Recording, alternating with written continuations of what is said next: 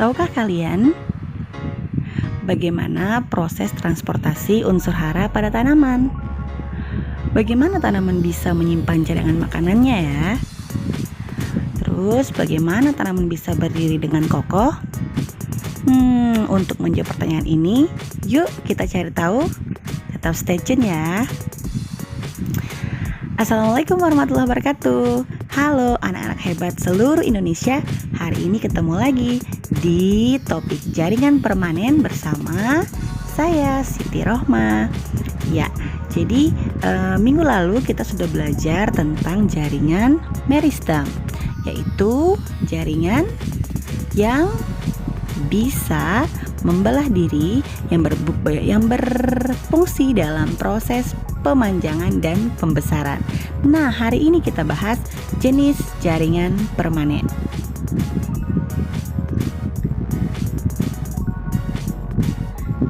Berdasarkan fungsinya dibagi menjadi jaringan epidermis, jaringan parenkim, jaringan penyokong, jaringan pengangkut, dan jaringan gabus. Sebelum kita lanjut, jangan lupa ya, dukung terus channel ini dengan cara like, comment, share, dan subscribe. Terima kasih. Yang pertama ini adalah jaringan epidermis. Jaringan epidermis adalah jaringan terluar yang menutupi permukaan tubuh tumbuhan. Apa ciri-cirinya? Yang pertama, bentuk sel seperti balok, terdiri dari satu lapisan, terletak pada lapisan paling luar, tidak berklorofil kecuali pada sel penjaga stomata, tersusun atas sel-sel hidup, dinding sel bagian luar berbatasan dengan udara, mengalami penebalan, dan berfungsi melindungi jaringan lainnya. Nah, jaringan epidermis ini adalah jaringan yang pertama kali kita pegang kalau kita memegang organ-organ tanaman. Misalnya, kita pegang daun. Nah, paling atasnya, paling bawahnya itu adalah epidermis. Ya, ada epidermis atas, ada epidermis bawah. Sama seperti batang. Kita pegang batang tanaman, nah itulah jaringan epidermis yang kita pegang. Kemudian, ini ada satu gambar. Ini adalah gambar jaringan epidermis ya.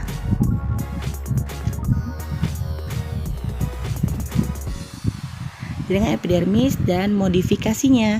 Yang pertama itu ada stomata. Jadi epidermis ini ada yang bawah, ada yang atas ya. Jadi ada sebagian besar tanaman itu stomatanya di bagian bawah.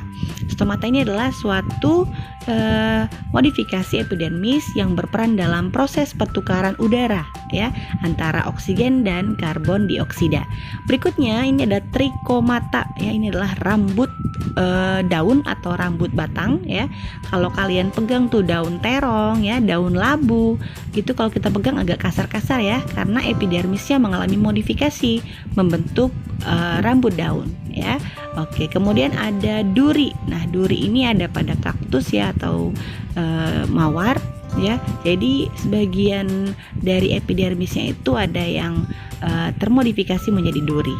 Ada juga filamen dan juga sel kersik ya. Kemudian lanjut lagi kita ke jaringan yang berikutnya, parenkim ya. Jadi parenkim ini adalah jaringan meristem dasar dan memiliki bentuk serta fungsi yang bervariasi. Apa ciri-cirinya? Yang pertama, susunan selnya tidak rapat. Kalau tidak rapat berarti dia ada rongga-rongganya ya, ada ruang antar selnya. Kemudian tidak selalu berkloroplas, artinya ada yang berkloroplas, ada yang tidak ya. Kemudian tersusun atas sel-sel hidup, berarti dia masih bisa membelah diri atau bermitosis ya. Kemudian letak intinya mendekati dasar sel, mampu bersifat meristematik seperti yang tadi sudah saya sebutkan ya, memiliki banyak vakuola dan juga ukuran selnya besar. Ya, bagaimana bentuknya? Kita lihat inilah ya jenis-jenis dari jaringan parenkim. Berdasarkan bentuknya dulu kita bahas ya. Yang pertama, parenkim palisade, bentuknya memanjang dan tegak. Yang kedua, parenkim bunga karang, bentuknya menyerupai bunga karang. Parenkim bintang, bentuknya menyerupai bintang. dan parenkim lipatan, bentuk dinding selnya melipat ke dalam. Nah, lebih jelasnya kita lihat gambar berikut ini ya. Jadi ini adalah sebenarnya ini adalah organ daun ya, tapi kita fokuskan ke parenkim palisade. Itu ada gambarnya ya. Jadi dia itu bentuknya seperti pagar ya, panjang.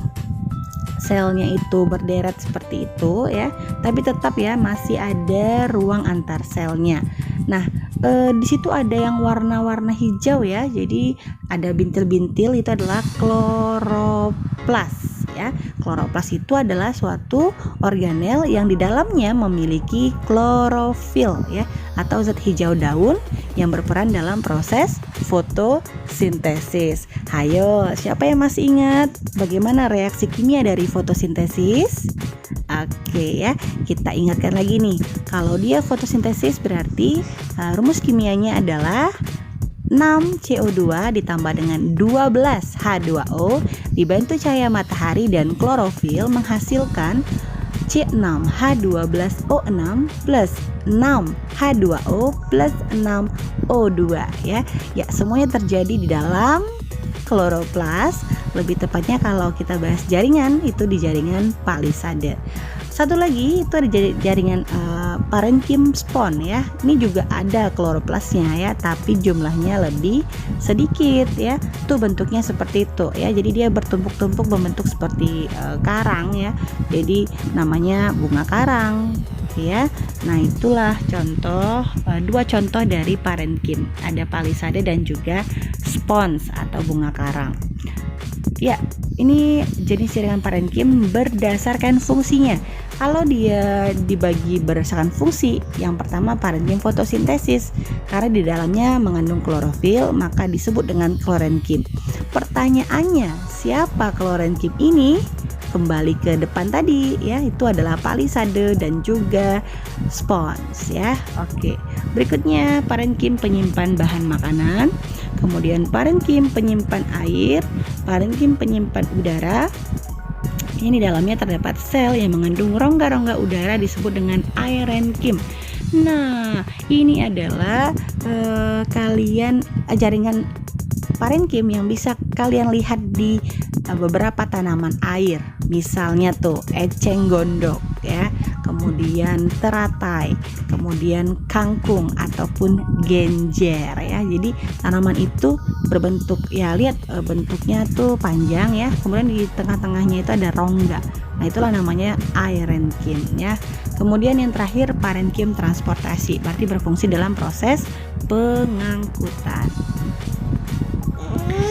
Oke, kita lihat gambarnya ya. Ini adalah sel parenkim. Kalau lihat dari, jadi apa itu jaringan? Kembali lagi, jaringan adalah kumpulan dari beberapa sel yang menjalankan fungsi yang sama. Jadi itu ada sel parenkim ya, bentuknya besar-besar, ada dinding selnya pasti ya. Dan kalau selnya besar tuh didukung juga oleh vakuola yang besar. Ya, ini gambarnya ya. Ya, kalau bingung bisa kalian ketik di kolom komentar pertanyaannya, nanti kita akan jawab ya. Berikutnya jaringan penyokong. Ini jaringan yang memiliki dinding yang tebal untuk menunjang tubuh tumbuhan agar dapat berdiri dengan kokoh. Nah, udah tahu ya jawabannya. Di depan tadi ada pertanyaan, bagaimana tanaman bisa berdiri dengan kokoh? Jawabannya adalah karena punya jaringan penyokong. Siapa jaringan penyokong ini? Tuh, sudah lengkap ya, jaringan kolenkim dan jaringan sklerenkim. Lah, bagaimana bentuknya? Tuh, sudah ada ya. Jadi ada kolenkim, ada sklerenkim. Bentuknya hampir mirip ya, cuma nanti kita lihat apa perbedaan antara keduanya.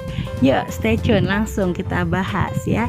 Kalau kolenkim itu merupakan jaringan penguat pada organ tumbuhan yang masih aktif dalam pertumbuhan. Cirinya, selnya masih hidup, bentuk selnya memanjang, terdapat pada batang, daun, bunga, dan buah tumbuhan yang masih muda dan belum berkayu, dan memiliki dinding sel yang lunak, lentur, dan tidak berlignin. Ya, dinding selnya mengalami penebalan yang tidak teratur dan sebagian besar terdiri dari senyawa ya. Oke, kalau tadi kolenkim Kolenkim tuh bisa kita lihat di kelapa ya. Jadi kalau batang kelapa itu yang muda, kalau ditiup angin tuh dia goyang-goyang kan, masih bisa bergoyang, agak-agak lunak gitu ya. Itu karena pengaruh adanya jaringan kolenkim. Ini kawannya ya, jaringan sklerenkim. Itu merupakan jaringan penguat pada organ tumbuhan yang sudah tidak mengalami pertumbuhan dan perkembangan. Kalau tidak mengalami pertumbuhan perkembangan, berarti selnya itu sudah mati ya. Kemudian mengalami mengandung lignin ya, sehingga sel-selnya kuat dan keras dan tidak mengandung protoplas, dinding selnya tebal. Kalau tidak mengandung protoplas berarti dia kering kerontang ya. Apa contoh dari sklerenkim itu? Dia ada dua macam ya. Ada yang berbentuk serabut atau fiber, ada yang berbentuk sklerate ya atau sel batu. Itu ada pada, kalian tahu tempurung kelapa ya atau batok kelapa. Nah itu adalah jaringan sklerenkim, dia udah mati ya. Oke, jadi untuk ada satu lagi nih, kemiri ya. Jadi kemiri itu bisa keras seperti itu kan, karena ada sklerenkim di dalamnya, sklerate ya, sel batu. Oke, nah sampai sini bisa ya. Berikutnya ini yang terakhir kayaknya ya, jaring. Oke, kita lihat dulu jenis-jenis sel sklerenkim. Bentuk sel sklerenkim itu ada sel batu ya, tadi sudah saya sebutkan, sklerate, sel mati berbentuk bulat berdinding keras ya. Kemudian fiber, serabut sklerenkim berbentuk panjang terdapat pada permukaan batang. Ya, itulah ya.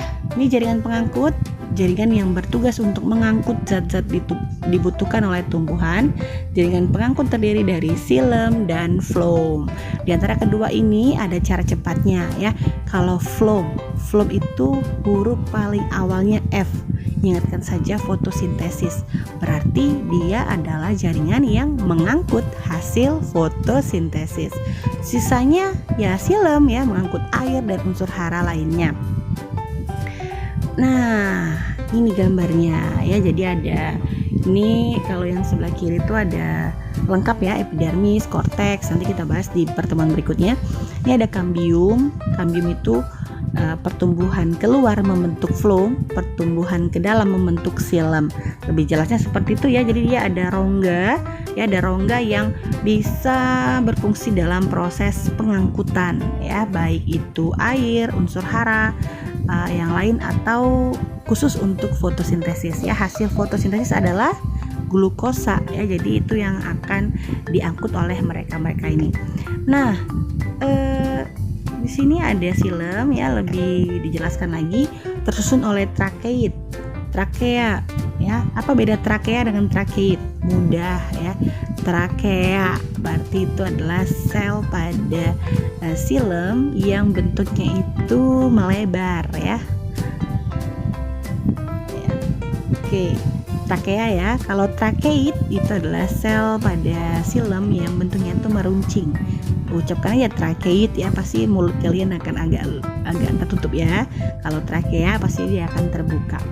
Nah, atau melebar. Pembuluh xilem, parenkim kayu dan sklerenkim kayu berfungsi untuk mengangkut air dan garam mineral dari dalam tanah menuju daun. Ya, dapat lagi nih jawaban pertanyaan ini depan tadi, bagaimana tanaman bisa melakukan pengangkutan ya, atau bagaimana cara mengangkut air dari tanah ke bagian tanaman, itu dibantu oleh xilem. Ada praktikumnya ya. Jadi ada eosin, zat warna ya, ada air, kasih tuh eosin ke airnya. Kalian ambil batang suji ya, kemudian agak di kikis sedikit bawahnya bentuk miring ya. Kalian letakkanlah ke air tadi yang ada pewarnanya, eosin. Kita tunggu beberapa jam ya. Maka ketika sudah misalnya 5 jam atau 10 jam yang memang kita diamkan, kita potong bagian tengahnya, kita lihat bagian batangnya itu, nanti eosinnya akan ada di bagian tertentu. Artinya eosinnya naik tuh ya. Nah, siapa yang membuat itu tertarik ya, atau naik? Itu adalah xilem. Jadi pembuluh ini bekerja untuk mengangkut air ya. Nanti kita bahas lah ya ke depan. Berikutnya Jaringan floem ya. Floem ini terdiri dari sel tapis, pembuluh tapis, sel pengiring, sel parenkim kayu dan selenkim kayu. Berfungsi untuk mengangkut zat-zat hasil fotosintesis ke seluruh bagian tubuh tumbuhan. Jadi mana yang perlu diangkut oleh si floem ini ya dia akan angkut ke daun, ke batang, ke akar ya, ataupun ke bagian tanaman lain yang membutuhkan zat hasil fotosintesis. Ya, jadi dari yang pasti dari daun ya, dari daun ke bagian yang lainnya. Ya, kalau floem nama lainnya adalah pembuluh tapis. Yang terakhir jaringan gabus. Jaringan ini adalah jaringan yang bertugas melindungi jaringan lain agar tidak kehilangan banyak air. Kemudian dia terbentuk dari kambium gabus atau velogen. Pembentukan jaringan ke arah dalam berupa sel hidup disebut dengan veloderm, sedangkan pembentukan jaringan keluar atau sel mati itu disebut dengan velum ya. Jadi ini sebenarnya ada di bawah epidermis. Kalau epidermis rusak itu yang gantiin adalah gabus ini ya. Tuh gambarnya jelas ya. Ada epidermis, ada velum, gabus nih keluar, ada velogen itu kemudian kambium gabus, dan ada veloderm ya. Dia lebih ke arah dalam, sifatnya serupa dengan parenkim, terdiri dari sel-sel hidup. Ya teman-teman, jadi ini sudah di akhir nih ya. Terima kasih sudah nonton sampai selesai. Semoga bermanfaat untuk kalian semua. Jangan lupa sekali lagi saya ucapin dukung channel ini dengan cara like, comment, share, dan subscribe. Terima kasih, semoga sukses ya. Wassalamualaikum warahmatullahi wabarakatuh.